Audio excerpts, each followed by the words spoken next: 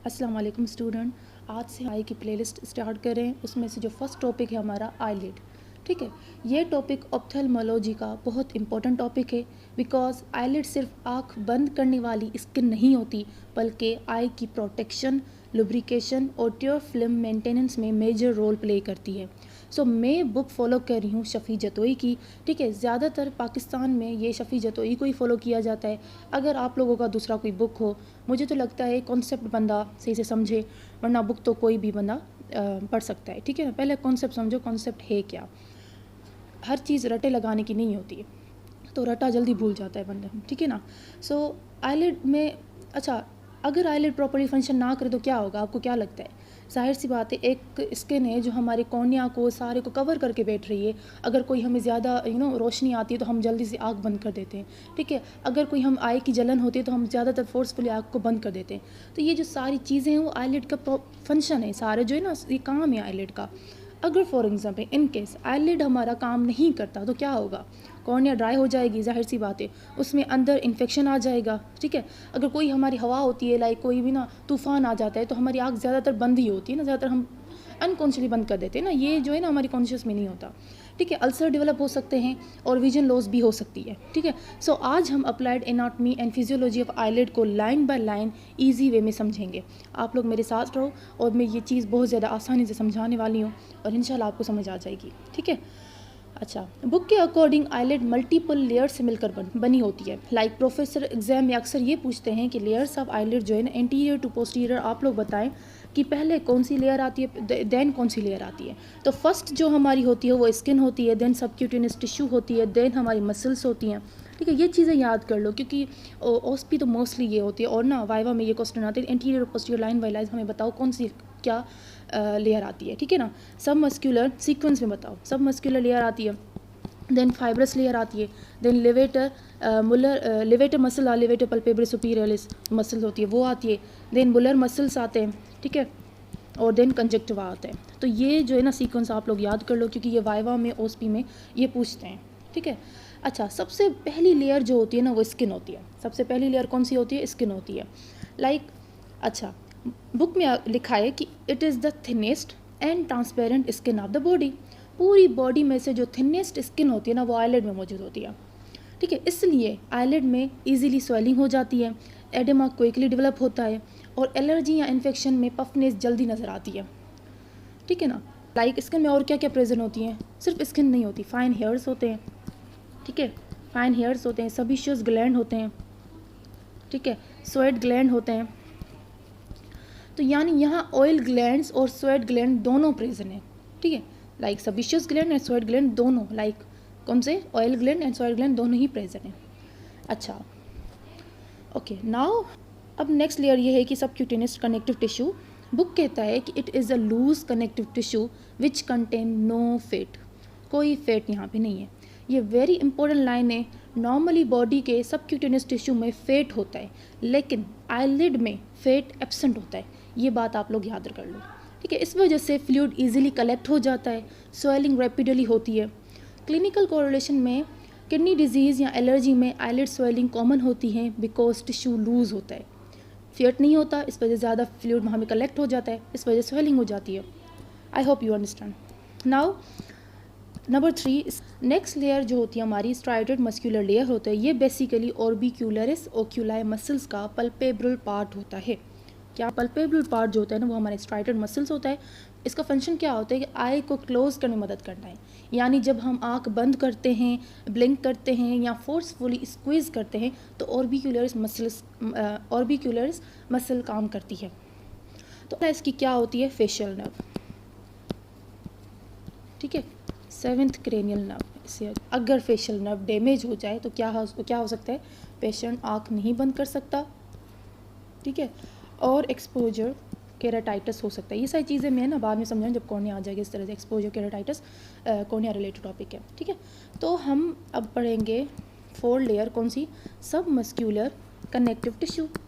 ठीक है, अब नेक्स्ट लेयर है सब मस्क्यूलर कनेक्टिव टिश्यू। ये ऑर्बिक्यूलरिस मसल्स और टार्सल प्लेट के बीच की होती है। ठीक है, मैं क्या कह रही हूँ, ऑर्बिक्यूलरिस मसल जो होती है और टार्सल प्लेट, इनके बीच में जो होती है ना वो सब मस्क्यूलर कनेक्टिव टिश्यू होती है।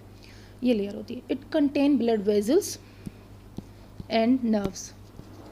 ठीक, आई की जो भी नर्व सप्लाई होती है या ब्लड सप्लाई होती है यहाँ पे ट्रैवल करती है किस टार्सल प्लेट और ऑर्बिकुलर मसल के बीच में जो है ना सब मस्कुलर कनेक्टिव टिश्यू लेयर होती है। इसमें ब्लड वेजल्स नर्व्स होती है, जो आँख की सारी पूरी सप्लाई जो होती है ना वो यहाँ से होती है।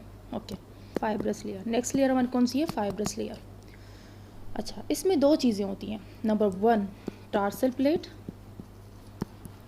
आपके जो सारे क्वेश्चंस हैं जो बीच में आते हैं वो सब आगे क्लियर होते जाएंगे ना। और दूसरे होते हैं पल्पेब्रल फेशिया। ठीक है, ये फाइब्रस लेयर दोनों चीज़ों से बनती हैं, एक तो टार्सल प्लेट और पल्पेब्रल फेशिया। ठीक है, टार्सल प्लेट को पहले हम एक्सप्लेन करते हैं। ये थिकन सेंट्रल पार्ट होता है, थिक सेंट्रल पार्ट होता है। ये आईलिड को शेप देता है, ठीक है, सपोर्ट करता है, ओके, और रिजिडिटी देता है। जो एक थिक पार्ट होता है जो मतलब वो क्या ही कर सकता है, ये चीज़ें कर सकता है, लाइक जैसे बोन हमें शेप देते हैं, सपोर्ट करते हैं, रिजिडिटी प्रोवाइड करते हैं। तो ये सारी प्लेट, जैसे समझो टार्सल प्लेट एक बोनी प्लेट ही है। थिकन सेंट्रल पार्ट होता है जो आई को शेप देता है, सपोर्ट देता है, रिजिडिटी देता है। अगर टार्सल प्लेट ना हो तो आईलिड जो है ना फ्लॉपी हो जाएगी। ठीक है, फ्लॉपी हो जाएगी। इसी टार्सल प्लेट में क्या क्या होते हैं? मेबोनियम ग्लैंड होते हैं, मेबोनियम ग्लैंड प्रेजेंट होते हैं। टार्सल प्लेट में कौन से ग्लैंड होते हैं? मेबोनियम ग्लैंड, और मेबोनियम ग्लैंड एक सबीशियस ग्लैंड का पार्ट ही है। ठीक है ना। ओके, अब हम पढ़ रहे नंबर 2 पल्पेब्रल फेशिया। अब ये क्या है? ये फाइब्रस लेयर का थिनर पार्ट होता है। थिकन सेंट्रल पार्ट हमने टार्सल प्लेट पढ़ा, ये थिनर पार्ट होता है। ठीक है, अब ये चीज़ें याद कर लो। ओके, इसको और ये इन्फेक्शन स्प्रेड को प्रिवेंट करने में हेल्प करता है। फेशिया जो होता है हमेशा इन्फेक्शन को प्रिवेंट करने में मदद करता है। जहाँ भी फेशिया हो, मतलब ये समझ लो कि ये जो है ना इन्फेक्शन को स्प्रेड को प्रिवेंट करता है, पल्पेब्रल फेशिया। ओके, नंबर 6 हम आ रहे हैं लेवेटर मसल्स पे एंड एपोन्यूरोसिस पे। ठीक है, ओके, लेवेटर पल्पेब्रल सुपीरियरिस, ये मसल होती हैं। लेवेटर मीन्स एलिवेट करना, एलिवेट करना, यानी आईलिड को एलिवेट करता है कौन? Levator palpebral superioris. बुक के अकॉर्डिंग ये फ्लैशी मस्कुलर पार्ट ऑर्बिट में होता है। एपोन्यूरोसिस अपर आईलिड में स्प्रेड होती है। अब ये चीज़ें मैं बाद में समझाऊंगी ये क्या मैं कह रही हूँ। बहरहाल अभी इसके वीडियो के लास्ट पार्ट में ये चीज़ समझाऊंगी। ठीक है, एक तो ये आप बुक की लाइनें समझो, क्या कह रहा है कि ये फ्लैशी मस्कुलर पार्ट ऑर्बिट में होता है और एपोन्यूरोसिस अपर आईलिड में स्प्रेड होता है। ओके, और अटैचमेंट होती है स्किन, टार्सल प्लेट और कंजक्टिवा में। ये मैं बाद में समझाऊंगी। ठीक है ना, अभी आप छोड़ो इस बात को, अभी यहाँ पे छोड़ो। ठीक है, नर्व सप्लाई में जो बता रही हूँ, लेवेटर मसल सप्लाइड बाय कौन सी क्रेनियल नर्व है? Third cranial nerve. अगर इसकी पालसी हो जाए, अगर इसकी पालसी हो जाए तो क्या हो जाएगा? टॉसिस डेवलप हो सकती है। ठीक है, यानी अपर आईलिड जो होती है ना ड्रूप कर जाती है। ओके, अब हम पढ़ रहे हैं मुलर्स मसल्स। अब ये क्या है? नेक्स्ट पार्ट जो है नॉन स्ट्राइटेड मसल, हमने स्ट्राइटेड पढ़ा, अब ये नॉन स्ट्राइटेड मसल है जिसे हम मुलर मसल कहते हैं। ये स्मूथ मसल होती है। क्या होती है? स्मूथ। नॉन स्ट्राइटेड मतलब स्मूथ मसल है। ठीक है ना। तो बुक में लिखा है it lies deep to the palpebral fascia. जो पल्पेब्रल फेशिया पढ़ा था उसके जो डीप होती है वो मुलर मसल्स होती है। लेवेटर टेंडन जो हमने पढ़ा था, लेवेटर मसल, उसकी एपोन्यूरोसिस हो रही थी अपर आईलिड में, उसके जो नीचे जो होती है राइज करती है वो मुलर मसल होती है। अपर टार्सिस में इंसर्ट होती है, अपर जो टार्सल प्लेट थी होती है वहाँ पे वो इंसर्ट करती है। एक तो ओरिजिन कहाँ हो रही है? लेवेटर टेंडन जो हमने पढ़ा था एपोन्यूरोसिस, उसके नीचे या राइज होती है और टार्सिस में इंसर्ट होती है। लोअर आईलिड में क्या होता है? इंफीरियर रेक्टस फेशिया से रिलेटेड होती है। अब ये चीज़ एक तो मैंने इस मसल मैंने कहा मैं बाद में बताऊंगी, ये मैं अभी बता रही हूँ। मतलब पहले समझो। लेवेटर मीन्स उठाने, मतलब एलिवेट करना, आईलिड को एलिवेट करना। पल्पेब्रल पार्ट मीन्स आईलिड, ठीक है, और सुपीरियरिस मीन्स की अपर आईलिड। ठीक, अपर आईलिड को उठाने वाली जो मसल होती है लेवेटर पल्पेब्रल सुपीरियरिस मसल होती है। ये ओरिजिन कहाँ होती है? ऑर्बिट के एपेक्स से ओरिजिन होती है। ऑर्बिट में पढ़ाऊंगी जब ऐसे होती है, उसके एपेक्स में ओरिजिन होती है, ठीक है, पल्पेब्रल सुपीरियरिस जो होते हैं, ऑर्बिट एपेक्स से ओरिजिन होती है, देन ऑर्बिट के अंदर जाती है, देन वो शीट में कन्वर्ट हो जाए जिसे हम एपोन्यूरोसिस कहते हैं। शीट लाइक जब मसल्स जाके बोन के साथ कनेक्ट हो एज लाइक अ रोप बनाए, उसे हम क्या कहते हैं, टेंडन, ठीक है, उसे हम क्या कहते हैं, टेंडन। तो ये टेंडन जाके लास्ट में बना रहा है, ठीक है। अब ये सवाल आ सकता है कि एपोन्यूरोसिस के साथ कौन कौन अटैच है, ठीक है। एक स्किन होती है, देन टार्सल प्लेट होती है, देन कंजक्टिवा होती है, ठीक है। जब लेवेटर मसल्स कॉन्ट्रैक्ट करती है तो एपोन्यूरोसिस आईलिड को पुल करती है। जब लेवेटर मसल, जब आँख खुलने की बारी होती है, जब हम आई खोलते हैं, ओपन करते हैं, तब लेवेटर मसल्स जो होती है ना वो कॉन्ट्रैक्ट करती है, इस वजह से एपोन्यूरोसिस आईलिड को पुल करती है, मीन्स कि खींचती है, ठीक है ना, और अपर आईलिड ओपन हो जाती है। तो इसका ये फंक्शन है यहाँ पे। हम जैसे आईलिड की जो क्रीजेस होती है ना वो कैसे बनती हैं, बहुत इंपॉर्टेंट वाइवा पॉइंट है सर, ये लोग पूछते हैं। जो इजी जो पॉइंट्स होती हैं ना वो हम लोग ना नहीं करते, और वहाँ पे जाके सर यही चीज़ें पूछते हैं। लेवेटर एपोन्यूरोसिस स्किन में इंसर्ट, जैसे मैंने आपको बताया कि एपोन्यूरोसिस जो होती है वो स्किन में जाके मीन्स की अटैच होती है स्किन और टार्सल प्लेट कंजक्टिवा में, तो स्किन में जो कनेक्ट हो रही है तो लेवेटर्स एपोन्यूरोसिस स्किन में इंसर्ट होती है। इस वजह से अपर आईलिड जो होती है वो क्रीजेस जो होती है ना, यही काज है कि एपोन्यूरोसिस जाके स्किन में, क्योंकि मैंने अभी बताया आईलिड जब हम ओपन करते हैं वो एपोन्यूरोसिस जो हम टेंडन था वो पुल करता है आईलिड को, देन आईलिड ओपन होती है, इस वजह से क्रीजेस बनती है। क्रीजेस किस वजह से बन रही है, स्किन की वजह से, क्योंकि एपोन्यूरोटिक जो टेंडन है वो स्किन के साथ अटैच है। लेवेटर मसल्स की जो सप्लाई करता है oculomotor nerve, cranial nerve third. Clinically क्या हो सकता है कि लेवेटर वीक हो जाए या एपोन्यूरोसिस डैमेज या स्ट्रेच हो जाए, तो क्या हो सकता है, टोसिस जो मैंने अभी बताया, यानी अपर आईलिड ड्रूप करती है, ठीक है। टाइप्स ऑफ टोसिस जो होते हैं लेवेटर के रिलेटेड होती है, neurogenic like third nerve palsy की वजह से हो सकती है। अभी मैंने क्या है टोसिस के, मैं अभी बाद में आपको पढ़ाऊंगी, अभी ओवरव्यू समझ लो। न्यूरोजेनिक टोसिस होती है और एपोन्यूरोटिक टोसिस होती हैं, पता नहीं मुझे ऐसा लगता है मैं जल्दी जल्दी पढ़ाऊँ आप लोगों को। सीनाइल टोसिस होती है, तो जल्दी जल्दी बताती हूँ, इस वजह से आई होप आप लोगों को समझ आ रहा होगा।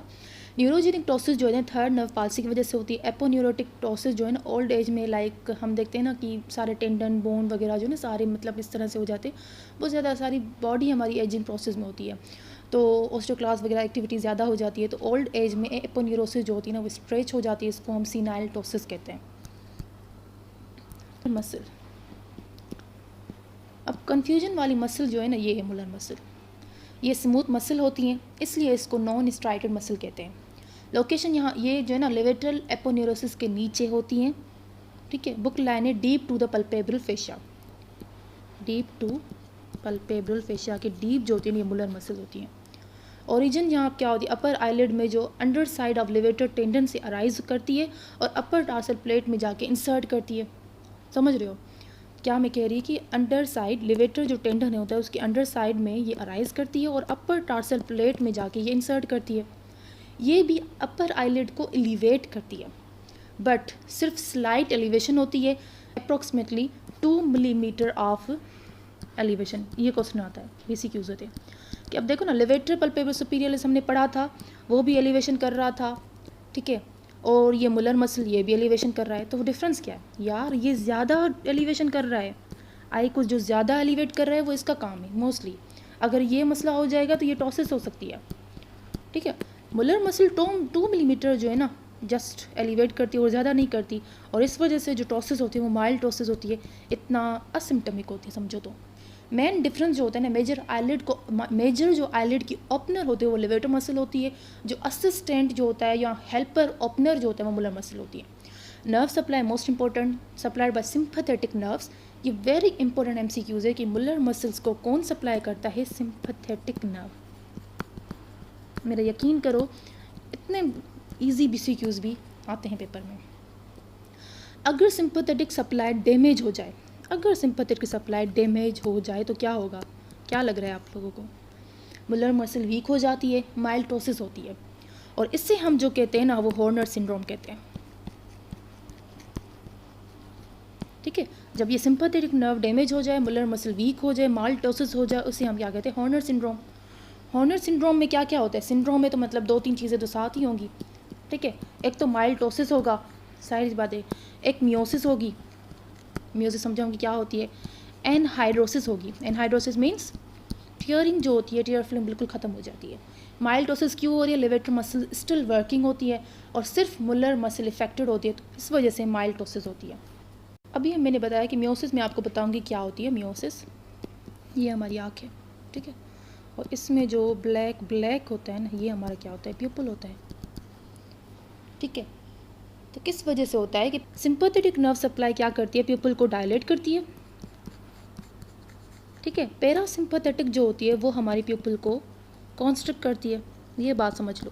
बॉडी जैसे बॉडी में जो सिंपैथेटिक कॉन्स्ट्रक्शन कर रही थी, पैरासिम्पैथेटिक डायलेशन कर रही थी, वेजोडाइलेशन वगैरह, ये नॉर्मली बॉडी का मैकेनिज्म होता है। पर यहाँ पे आँखों में जो है ना, इन दोनों का जो रोल है वो थोड़ा डिफरेंट है।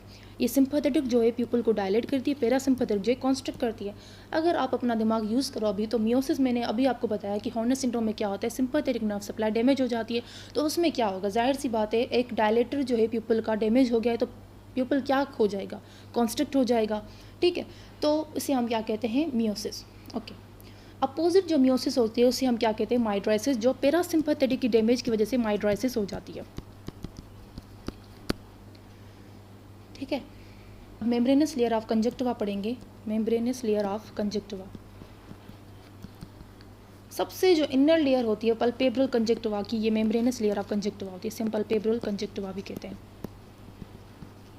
इट इज़ अ बुक कहता है कि it is a thin transparent muscular structure adherent to the tarsal plate, यानी थिन होती है, ट्रांसपेरेंट होती हैं, ब्लड वेजल्स कंटेन करती है और टार्सल प्लेट के साथ अटैच्ड होती है। पल्पेब्रल कंजक्टिवा, ये membranous layer of conjunctiva, okay.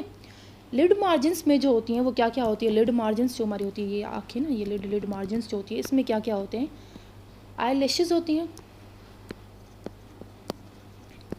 2 to 3 रोज़ में अरेंज होती हैं। इसका काम क्या होता है? डस्ट पार्टिकल्स को रोकना, प्रोटेक्शन प्रोवाइड करना, ओके।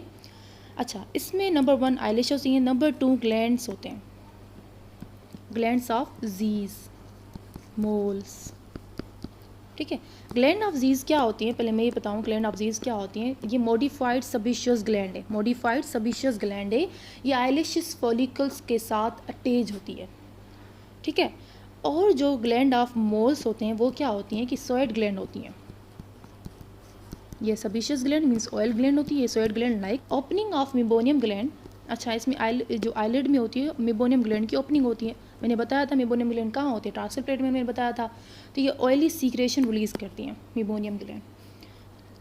मैंने क्या कहा कि अभी आईलिड मार्जिन्स में क्या क्या होते हैं? एक तो आईलैशेस होते हैं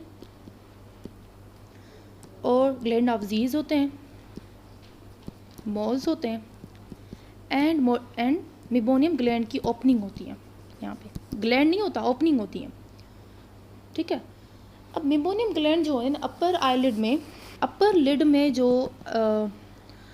मेबोनियम ग्लैंड होते हैं वो 30 to 40 ग्लैंड्स होते हैं, और लोअर लिड में कितने ग्लैंड्स होते हैं? 20 to 30 ग्लैंड्स होते हैं। अगर इसकी ऑब्स्ट्रक्शन हो जाए मेबोनियम ग्लैंड की, ज़्यादातर जो इफेक्ट होगा वो अपर लिड को होगा, क्योंकि 30 to 40 ग्लैंड यहाँ पे अपर आईलिड में होती हैं।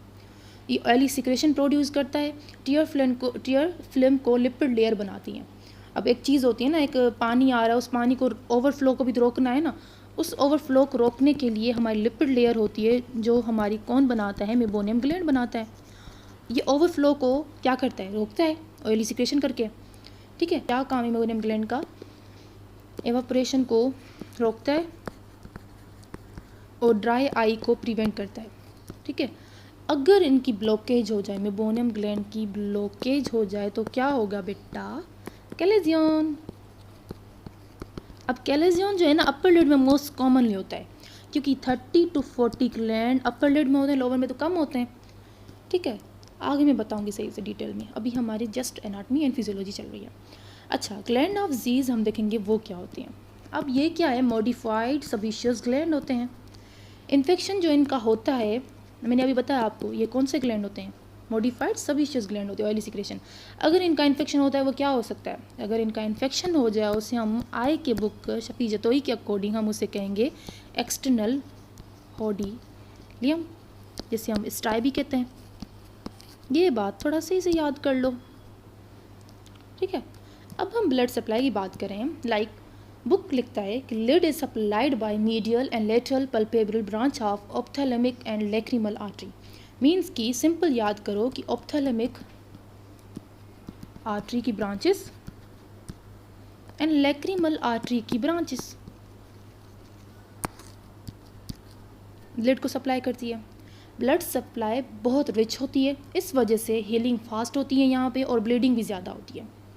ठीक है ना, जहाँ ब्लड ज़्यादा आता है वहाँ पे हीलिंग भी ज़्यादा होगी, क्योंकि ब्लड के साथ हमारे WBC मैक्रोफेज सारी चीज़ें आ रही हैं, उनको सही से क्लियरिंग करेंगे और जो हमारी ब्लीडिंग भी ज़्यादा होगी। अगर कोई वेजल वगैरह इंजर्ड हो तो ब्लीडिंग भी ज़्यादा हो सकती है।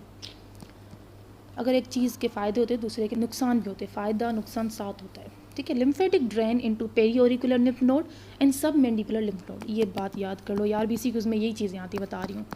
पेरियोरिकुलर lymph node and submandibular lymph node. Eyelid infection में ये नोड्स इनलार्ज हो सकते हैं। अगर आईलिड का कोई इन्फेक्शन हो जाए तो कौन से ग्लैंड हमारी इनलार्ज हो सकते हैं। कोई अगर पूरी ना प्रोफेसर हमारा BC क्यूज़ जो देता है ना, इस तरह से आसानी से नहीं देता बेटा। वो कहता है कि लिड अगर हम कह रहे हैं कि भाई कोई इन्फेक्शन डायरेक्टली नहीं कहेगा लिड में ये इन्फेक्शन है, कैलेजियो ने बताओ क्या, ये बताएगा पेरियोरिकुलर लिम्फ नोड है, सब मैंडिबुलर लिम्फ नोड इनलार्ज हो गए हैं और मुझे कौन से नोड वहाँ पे ड्रेन करते हैं सारी चीज़ें। तो इस तरह से वो ना अजीब व गरीब BC क्यूज़ बना के देते हैं जो हमें समझ बिल्कुल नहीं आते। ठीक है, नर्व सप्लाई जो मोटर सप्लाई होती है आईलिड की, वो कौन सी होती है। मोटर सप्लाई जो होती है वो हमारी क्रेनियल नंबर 3rd नर्व होती है, जो लेवेटर मसल्स को सप्लाई करती है। फेशियल नर्व होती है जो ऑर्बिकुलर ओकुलर मसल को सप्लाई करती है। सिंपैथेटिक नर्व होती है जो मुलर मसल को सप्लाई करती है। ये 3 नर्व्स वेरी इंपॉर्टेंट BC क्यूज़ है, बता रही हूँ मैं, याद कर लो। सेंसरी सप्लाई कौन सी होती है वो देखेंगे हम। ट्राइजर्मिनल नर्व, ट्राइजर्मिनल नर्व सेंसरी सप्लाई करते हैं। अपर आईलिड की सप्लाई कौन कौन सी होती हैं। अब ये यार थोड़ा ना आ जाते हैं, मुझे याद है ये आ जाता है। अपर आईलिड की, लोअर आईलिड की मुझे BC क्यू याद है। अपर आईलिड की इंफ्राट्रोक्लियर, इंफ्राट्रोक्लियर, सुप्राट्रोक्लियर, ठीक है, सुप्रा ऑर्बिटल लैक्रिमल नर्व। ठीक है, और लोअर आईलिड को कौन सप्लाई करता है, इंफ्रा। सारी जो इंफ्रा है, इंफ्राट्रोक्लियर हो गया, इंफ्रा ऑर्बिटल हो गया और लैक्रिमल नर्व होता है, ये लोअर आईलिड को सप्लाई करता है। अब आईलिड का जो सबसे इंपॉर्टेंट फंक्शन जो है ना, अब सबसे इंपॉर्टेंट प्रैक्टिकल पार्ट जो होता है ना, ये है मैकेनिकल प्रोटेक्शन। ठीक है, मैकेनिकल आईलिड का क्या फंक्शन है, मैकेनिकल प्रोटेक्शन प्रोवाइड करता है। ठीक है, आईलिड आई को dust, trauma, foreign body, excessive light से प्रोटेक्ट करती है। ठीक है, number 2 maintenance of tear film. Like eyelid tier film को मेंटेन करती है कैसे, डिस्ट्रीब्यूशन ऑफ टीयर्स, ब्लिंकिंग के थ्रू टीयर्स स्प्रेड होती है, ये डिस्ट्रीब्यूशन हो गई। और टीयर फिल्म को सपोर्ट करती है लोअर आईलिड मार्जिन जो है ना, सपोर्ट प्रोवाइड करती है टीयर फिल्म को। हम बाद में पढ़ेंगे टीयर फिल्म किस किस चीज़ों से बनता है, कैसे लिड ये ना कैसे सपोर्ट प्रोवाइड करती है इस तरह से। तो ये मैं सारी चीज़ बताऊँ, अभी तक ये याद करो कि ये टीयर फिल्म को मेंटेनेंस प्रोवाइड करता है। फर्स्ट इंपॉर्टेंट फंक्शन क्या है हमारा, mechanical protection. First important function जो है ना, मैकेनिकल प्रोटेक्शन का प्रोवाइड करता है, टीयर फिल्म को मेंटेन करता है। ये चीज़ जो है ना, मेंटेन ऑफ टीयर फिल्म, ये दूसरे ऑर्गन भी, दूसरे भी जो भी स्ट्रक्चर्स होते हैं आए के, वो भी प्रोवाइड करते हैं। ये अभी जो है ना ये भी करता है लेट। तो मोस्ट इंपॉर्टेंट जो है मैकेनिकल प्रोटेक्शन करता है, ये कोई और स्ट्रक्चर प्रोवाइड नहीं करता। तो अगर BC क्यूज़ में आ गया मोस्ट इंपॉर्टेंट फंक्शन जो आईलिड का है वो कौन है, मैकेनिकल प्रोटेक्शन। ये चीज़ें आती है, पता है आपको BC क्यूज़ में क्या आता है, सारी चीज़ें। अब मैंने बाद में ना एक BC को बताती हूँ। ठीक है, prevent drying of tear film. Meibomian gland जो मैंने अभी बताया आपको, ऑयली सिक्रेशन बनाती हैं, टीयर एवापोरेशन को प्रिवेंट करती है। अगर लिपिड लेयर एब्सेंट हो तो ड्राई आई डेवलप होती है। तो यही चीज़ मैंने बताई कि ना, ड्राई आइज़ को या ड्राइंग ऑफ टीयर फिल्म को प्रिवेंट करती है कैसे, मेबोनियम ग्लैंड की ऑयली सिक्रेशन से। अब मैं एक चीज़ बता रही हूँ कि आईलिड अब BC क्यूज़ इस तरह से आएगा कि आईलिड का मोस्ट इंपॉर्टेंट फंक्शन बताओ आप लोग। नंबर 1 BC क्यूज़ नंबर ऑप्शन ए होगा mechanical protection, number 2 maintenance of tear film and number 3 prevent dry tear film. आप लोग किसको टिक करोगे भाई, मैकेनिकल प्रोटेक्शन को टिक करोगे। मोस्ट इंपॉर्टेंट फर्स्ट जो काम होता है ना यही होता है मैकेनिकल प्रोटेक्शन, और कोई स्ट्रक्चर ही मैकेनिकल प्रोटेक्शन नहीं करता। सही है, अब मैं एक सिंपल सी समरी दूंगी, याद कर लो। फेशियल नर्व किसको सप्लाई करती है, अगर फेशियल नर्व की पाल्सी हो जाए तो आई क्लोजर एब्सेंट हो जाती है। क्रेनियल नर्व की पाल्सी हो जाए, क्रेनियल नर्व 3rd की पाल्सी हो जाए तो कंप्लीटोसिस हो जाएगी। सिंपैथेटिक लियन हो जाए तो माइल्टोसिस, हॉर्नर सिंड्रोम।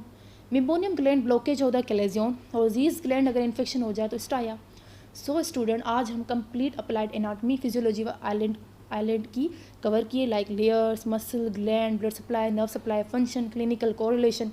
ये टॉपिक बहुत हाई यील्ड है फॉर वाइवा, पीसीक्यूज, और लाइक शॉर्ट केस भी कभी, मतलब शॉर्ट केस तो नहीं आते वहाँ पे, आपको फोरेथियर नहीं, वो नहीं आते।